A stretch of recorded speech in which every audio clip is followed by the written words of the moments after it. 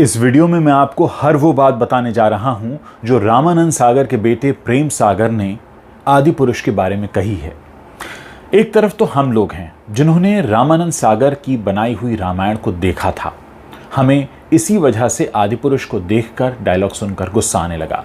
लेकिन जरा आप सोचिए कि जिन्होंने खुद उस रामायण को बनाया था उनका कैसा रिएक्शन आया होगा।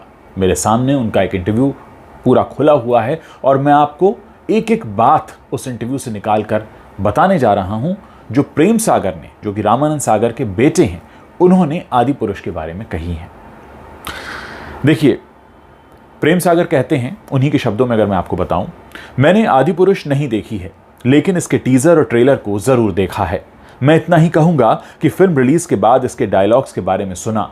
लंका लगा दूंगा, जलेगी भी तेरे बाप की, ऐसे डायलॉग्स रामायण की बेइज्जती हैं। मेरी आत्मा रामायण में ऐसे शब्द सुनकर दुखी हो गई।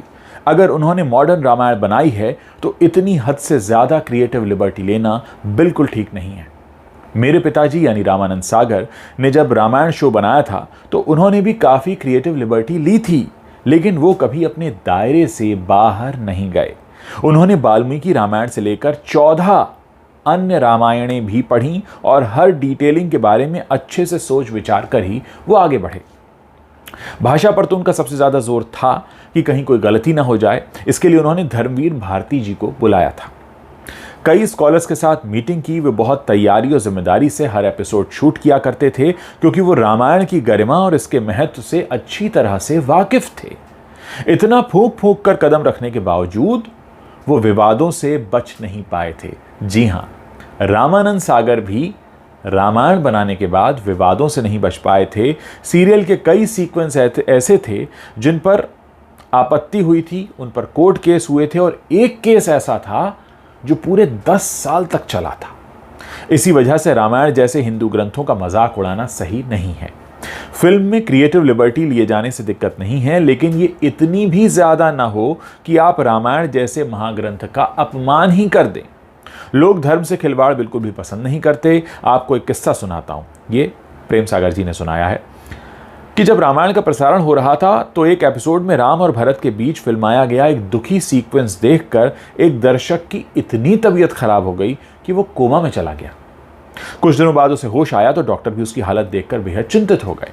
उन्होंने पिताजी का नंबर तलाशा और उन्हें फोन करके कहा कि आप राम और भरत को सीरियल में खुश दिखा देंगे तो इनकी हालत सुधर सकती है। पिताजी ये बात सुनकर चौंक गए। उन्हें इस बात का कतई अंदाजा नहीं था कि उनके टीवी शो का दर्शकों पर इस तरह का असर पड़ रहा है कि वो इमोशनली उससे इतना जुड़ने लगे। डॉक्टर से बात करके पिताजी ने कहा कि मैंने अब तक राम भरत का वो सीक्वेंस शूट नहीं किया है, लेकिन मैं जैसे ही कर लूंगा आपको बता दूंगा। उन्होंने वो सीन शूट करके उस व्यक्ति को फ्लाइट की टिकट देकर मुंबई बुलाया और वो सीन दिखाया। इसके बाद उस व्यक्ति की सेहत में सुधार आया। इस बात से साबित हो जाता है कि लोग धर्म को लेकर कितने पॉजिटिव होते हैं। वाकई ये घटना बहुत हैरान करने वाली है। आदि पुरुष के वीएफएक्स की काफी चर्चा हो रही है, लेकिन 1987 में जब रामायण बनाई गई थी 1987 में, तब वीएफएक्स नहीं हुआ करते थे।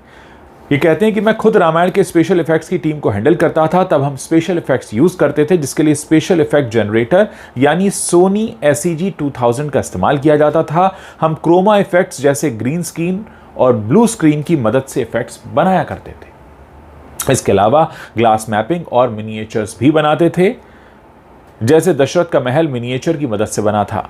हमने सब वही तकनीक यूज की थी जो 1932 से 1960 तक के दौर में बाबू भाई मिस्त्री यूज किया करते थे। बाबू भाई रामायण के स्पेशल इफेक्ट्स कंसल्टेंट थे और इंडिया में ट्रिक फोटोग्राफी का श्रेय उन्हीं को जाता है।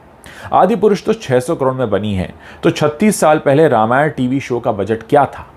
इस सवाल के जवाब में प्रेम सागर कहते हैं ₹1.25। तो उनसे चौंक कर कहा गया, क्या 1.25 करोड़? तो उन्होंने कहा नहीं, ₹1.25। तो उनसे पूछा गया कि भाई ऐसा क्या कि ₹1.25? तो उन्होंने कहा कि रामायण को पैसों से तोला ही नहीं जा सकता। आपने पूछा इसलिए मैं ₹1.25 बता दे रहा हूं, क्योंकि हम जब इसका निर्माण कर रहे थे तो कभी बजट पर ध्यान ही नहीं दिया, सब खुद ब खुद बनता चला गया। वो कहते हैं ये आस्था की बात है, धर्म और सनातन की बात है, इसे रुपए पैसे में तोला नहीं जा सकता। आज भले ही आदि पुरुष के बॉक्स ऑफिस कलेक्शन की बात हो रही हो, लेकिन करोड़ों के कलेक्शन के पीछे की अलग ही कहानी होती है तो उस पर कमेंट करना सही नहीं होगा। ये प्रेम सागर जी कह रहे हैं बात, पर वो कहते हैं कि मेरे हिसाब से रामायण जैसे विषय कमाई से कहीं ऊपर हैं। फिर कहते हैं प्रेम सागर कि ये तो मेरे भगवान की इच्छा थी, ये तो भगवान की इच्छा थी कि मेरे पिता रामायण की कहानी को दुनिया के सामने लाए, वो तो एक जरिया भर थे, बाकी तो प्रभु की इच्छा थी। फिर वो एक बार का किस्सा सुनाते हैं कि पिताजी एक दिन बेहद परेशान थे। वो सुबह उठकर शूट पर जाने से पहले काफ़ी बेचैन हो रहे थे। उन्होंने मुझसे कहा कि शूटिंग पर जाना है, लेकिन मैंने आज शूट होने वाले एपिसोड के डायलॉग ही नहीं लिखे हैं, बिना डायलॉग कैसे शूट करूंगा। वो हमारे घर सागर विला में काफ़ी चिंतित होकर इधर से उधर टहल रहे थे। तभी उनसे मिलने एक व्यक्ति आया जो साधु के वेश में था। उसने पिताजी से मिलने की इच्छा जताई। स्टाफ ने पिताजी को उसके बारे में बताया तो वो मिलने के लिए अपने कमरे से बाहर आ गए। उस साधु ने मिलकर पिताजी को बहुत आशीर्वाद दिया। थोड़ी देर बहुत अच्छी बातचीत हुई, लेकिन अचानक वो साधु एग्रेसिव हो गए और गुस्सा दिखाने लगे। सब परेशान हो गए कि अचानक उन्हें क्या हो गया। फिर उस साधु ने कहा कि तुम्हें क्या लगता है, तुम रामानंद सागर हो और तुम रामायण बना रहे हो? ये तो भगवान राम की इच्छा है, तुम केवल अपना काम करो। इसके बाद पिताजी सेट पर गए और उन्होंने डायलॉग ना लिखने की नर्वसनेस छोड़ दी और सब कुछ खुद ब खुद होता चला गया। उस दिन बहुत अच्छे से शूटिंग हो पाई और प्रेम सागर कहते हैं हम वो नहीं जानते वो साधु महाशय कौन थे, लेकिन ऐसा लगा जैसे वो भगवान का संदेश लेकर हमारे पास आए थे कि घबराओ मत, रामायण को देश दुनिया के लोगों तक पहुंचाओ। प्रेम सागर ने रामायण से जुड़ी कुछ और बातें भी बताई हैं जो मैं आपको बताने जा रहा हूं। वो कहते हैं कि 36 बरस पहले जब रामायण आई थी, दूरदर्शन पर रामायण का प्रसारण शुरू करवाने में हमें 2 साल का समय लगा था और रामानंद सागर के दूरदर्शन और सूचना प्रसारण मंत्रालय में चक्कर लगाते लगाते जूते भी घिस गए थे। दरअसल रामायण के दूरदर्शन पर प्रसारण की अनुमति तो रामानंद सागर को 1985 में मिल गई थी, 1985 में, लेकिन इसके प्रसारण को लेकर दूरदर्शन अधिकारियों से लेकर मंत्रालय स्तर तक सभी इतने भ्रमित थे कि वो समझ नहीं पा रहे थे कि देश के इस पहले धार्मिक सीरियल का स्वरूप क्या होना चाहिए। उस वक्त ये हमारे देश का पहला धार्मिक सीरियल था, क्योंकि सिर्फ एक ही चैनल होता था, दूरदर्शन, और उस पर पहला धार्मिक सीरियल आया था रामायण। दूरदर्शन के बारे में बताते हैं प्रेम सागर की दूरदर्शन को रामायण के पायलट एपिसोड में कई सारी आपत्तियां भी लगी थीं, जिनमें एक ये भी थी कि सीता की भूमिका कर रही अभिनेत्री दीपिका को कट स्लीव्स कॉस्ट्यूम में दिखाया गया था। दूरदर्शन को लगा ये देखकर लोग हंगामा कर देंगे। सागर ने फिर से पायलट एपिसोड बनाकर दिखाया जिसमें सीता की वेशभूषा में कुछ परिवर्तन किया गया, लेकिन कुछ और आपत्तियां दर्ज करते हुए दूरदर्शन ने दूसरा पायलट एपिसोड भी रिजेक्ट कर दिया। यानी 2 पायलट एपिसोड्स रिजेक्ट हो गए थे इससे पहले कि रामायण दूरदर्शन पर शुरू हो पाता। रामानंद सागर ने रामायण की शूटिंग के लिए गुजरात और महाराष्ट्र की सीमा पर एक जगह है उमरगांव को चुना था, वहां सेट लगाया था। इसलिए उन्हें नए पायलट एपिसोड की शूटिंग करने के लिए फिर से उमरगांव जाना पड़ता था, मुंबई से काफी दूरी पर है, जिसमें कलाकारों और पूरी यूनिट को वहां ले जाने में समय और पैसा भी खर्च होता था। फिर सागर ने तीसरा पायलट एपिसोड दूरदर्शन में जमा कराया, लेकिन दूरदर्शन को उसमें भी कुछ खामियां दिखी, उसे भी रोक दिया गया। फिर रामानंद सागर काफ़ी परेशान रहने लगे कि 3 पायलट मैंने बनाए हैं, हर बार सुधार किया लेकिन हर बार ये रिजेक्ट हो जाता है।